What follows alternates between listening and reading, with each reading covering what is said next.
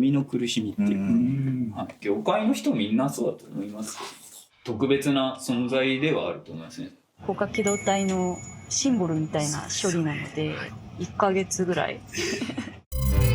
広角機動隊、1989年に連載開始した原作者四郎正宗による日本を代表する伝説の漫画。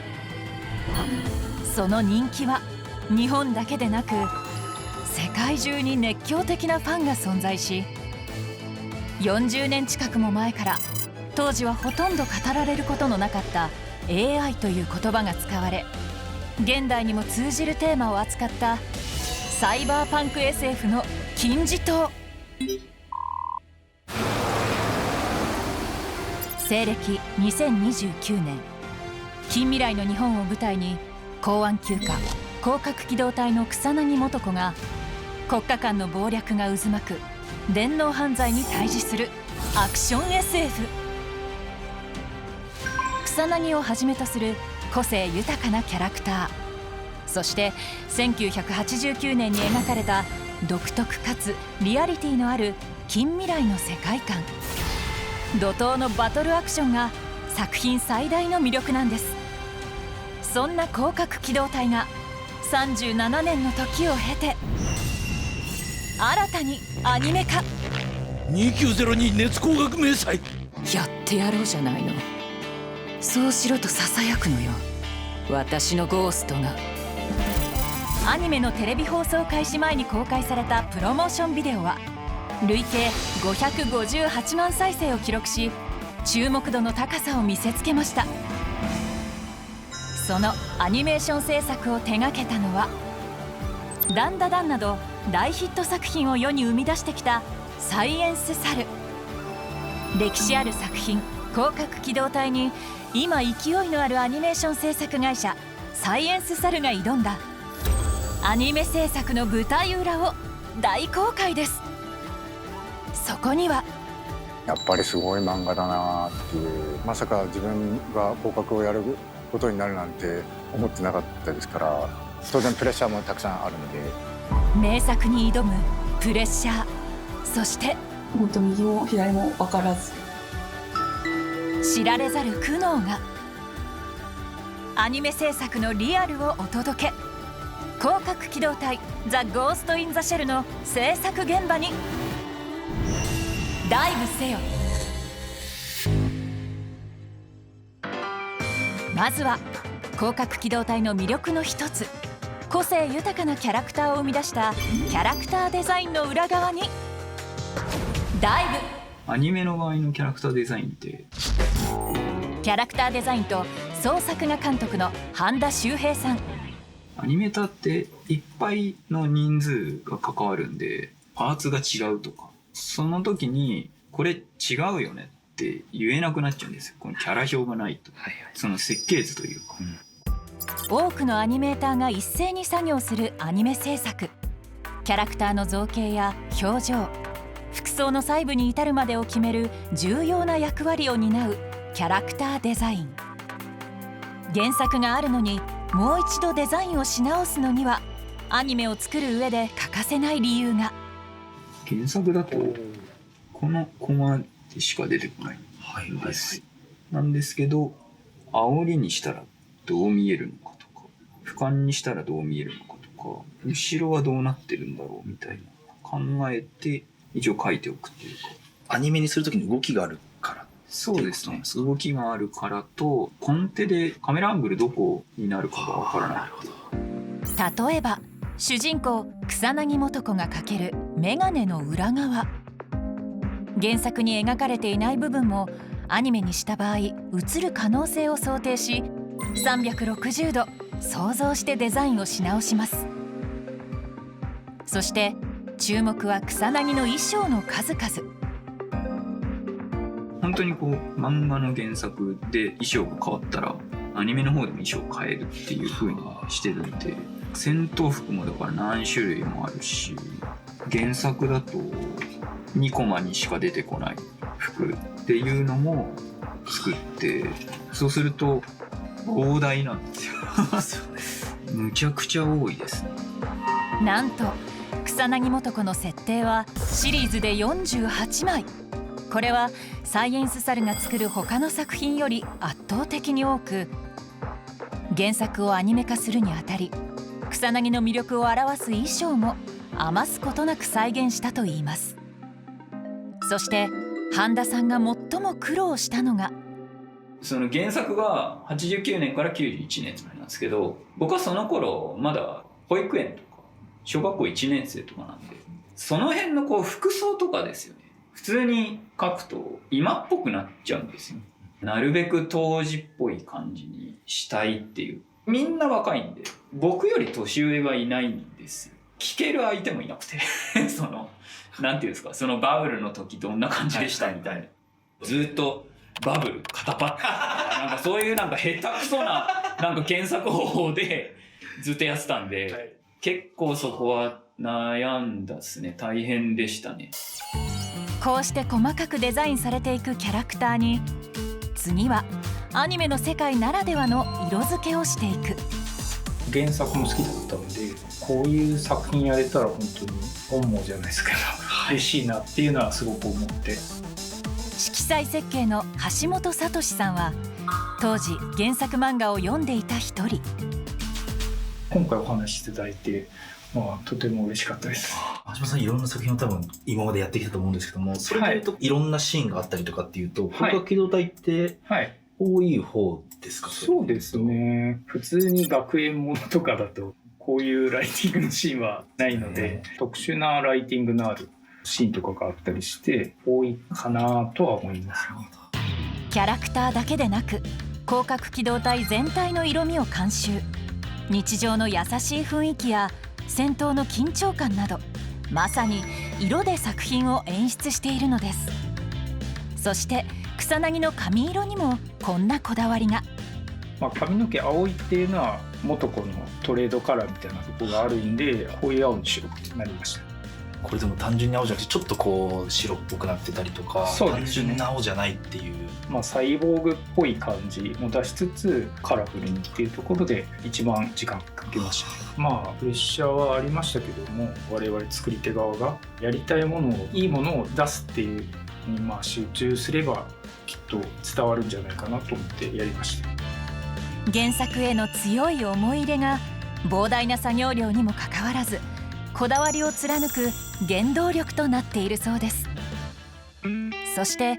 広角機動隊への思いが特に強いのが、本作がテレビシリーズ初監督となるモコちゃん。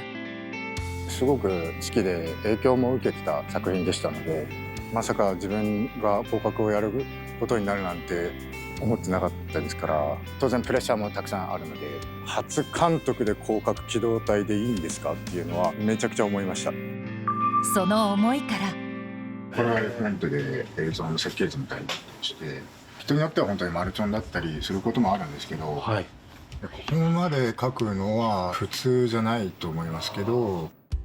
強い気持ちの表れから細部まで細かく描いた絵コンテを作成。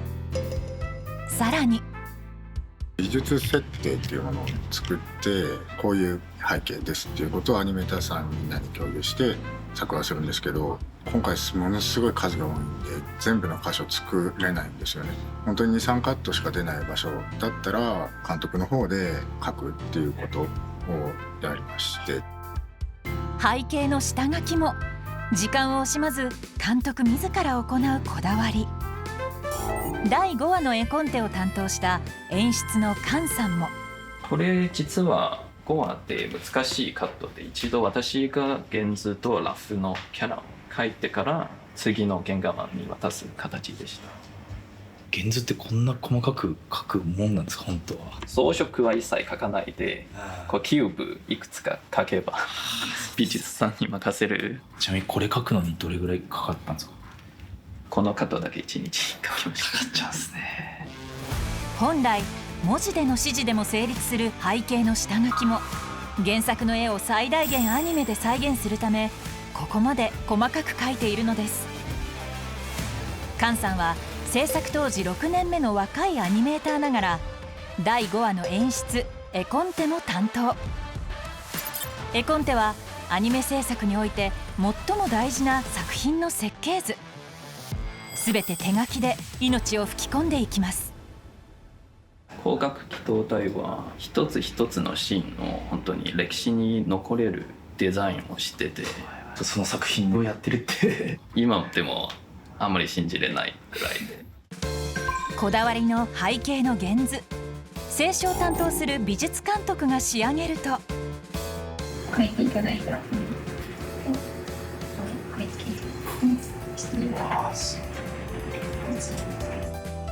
なんとも重厚感のある背景に、第5話で使われたこの背景、たったワンシーンにかけた制作期間は修正時間込みで言ったら1週間かかってるんじゃないかな。こちらの背景1枚に2週間。他の作品と比べて時間がかかるとかなのか、1枚あたりにかかる作業時間はすごく時間かかりました。他の作品では1日4枚目指して書きましょうって言ってるんですが、価格では内容的にそれは絶対的に無理だと思いましたので、1日1枚から2枚頑張って書きましょうっていう。他のアニメ作品と比べ倍以上の時間をかけて作り上げる広角機動隊の背景。さらに監督からはこんな要望が。単純な機械風景じゃなくて植物のような生命感のあるものにしたいっておっしゃってたのがすごく印象に残っていて、それを全部できたかどうかっていうのは自信はないんですけど、作品の方向性を決めるものになったと思います。レトロ感みたいなことをおっしゃってましたね。90年代のアニメのような、ちょっと手書き感が少しあるような、そういった美術というものをなんとなく希望しているのかなというふうに伺ってましたので、都市そのものが一つのキャラクターみたいな作品ですので、どこか人間味のある要素、そういったところがちょっと新しかったのかなと思います。個性豊かなキャラクターに近未来を舞台とした重厚な背景、そして広角機動隊の魅力を語る上で外せないのがバトルシーン。劇中では数々の武器、銃器が登場するんですが、設定制作を担当した古山さんには苦労があったようで、本当右も左も分からず、銃とかも細かく作ってはいて、結構細かいディテールは変わってたり、大きさとかもここの長さとかが違うとかちょこちょこあるので、漫画通りにやってくださいって言ってそれぞれバラバラのものを上げてきたら後からの修正がすごい大変になっちゃうので、基本的に原作からプロップの作業者の方がいるんですけど、これプロップってここの古いの設定を起こす方に渡して設定化お願いしますみたいな感じで作っていく感じです。実際の銃を一度も見たことのなかった古山さんが中心となり、よりリアリティを求めてこだわったのが、近く映る時にやっぱロゴあった方が説得力出るよねみたいなところで、弾丸の大きさとか何ミリで何センチみたいなおかしくないロゴとかを作っていただいてます。サイエンスサルさんの中で結構新しい試みとかだったりして、こういう銃、細かい銃とか。そうですね、多分銃を作るのはほぼ初めてかもしれないです。でその監修の方も立ってくれてるので、そのあたりは結構真面目に作れたんじゃないかなと思ってます、はい、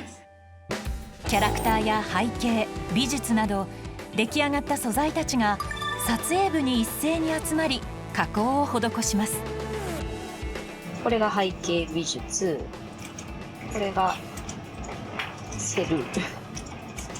ろんな素材が足されてくるってことです。そうです。集まってくるってことですか。ここで行うのは広角機動隊といえばのあれです。こういう元子の色で塗られた素材があった時に光学迷彩をのせると、元の素材はこれなんですよ。2902熱光学迷彩、マーカー持ってこい。広角機動隊の代表的なカット、光学迷彩はほぼ全て伊藤さんが作ったといいます。光学迷彩はめちゃめちゃ悩んだので、すごい時間かかってます。お時間ってどれぐらいかかるんですか1ヶ月ぐらい。1ヶ月ですか？いやでもあれですよ、本当に一番最初やっぱり光学迷彩って光学機動隊のシンボルみたいな処理なので、最初の方から光学迷彩どうするっていうのは何回もテストを繰り返してて、その期間も全部含めて、私が悩んでる期間も全部含めたらそのくらいかなって。ただでさえ時間のかかるアニメーション制作。それでも撮影監督の伊藤さんは歴史のある作品をアニメ化する上でこだわり抜きました。監督とか演出さんからリテイク出されてるわけではないけど、撮影判断的になんかもっと良くしたいなっていう時には自主リテイクを出しました。例えばこの第1話の戦闘シーン、これがリテイクする前、そしてこれがリテイク後。皆さんどこが変わったか分かりますか？炎が出てるんですけど、ここの発光感を足してますね。ここがちょっとふわっと光ってるのが分かるかなと。アニメ上はほんの数秒のワンカット、その細部。納得いくまでリテイクを繰り返す撮影監督の伊藤さんのこだわりは止まりません。ちなみにこれ何ですか？この置いてあるデスクにキラキラ光る何かが置いてある。これは一体？四郎さんがされてる表現として、実写の素材を撮影してそれをデジタル上で取り込んで何かしらの加工をして使ってらっしゃるんじゃないかなっていうのが節々で見受けられたので、四郎さんと同じ行動を取れば四郎さんに近づけるかもって思ってこれ多分ナイロン袋の端っこだと思うんですよ。私はナイロン袋の端だと信じてるんですけど全てをデジタルに頼り切るのではなく、時にはナイロン袋を画面に取り込む作業も原作の魅力をアニメに反映させたい思いがゆえ。これがこれなるほどで、なるほど、それを取り込んで、はい、実際にちょっと加工して使ってるってことですね。そうです。この伊藤さんの演出を実際に使ったシーンがこちら。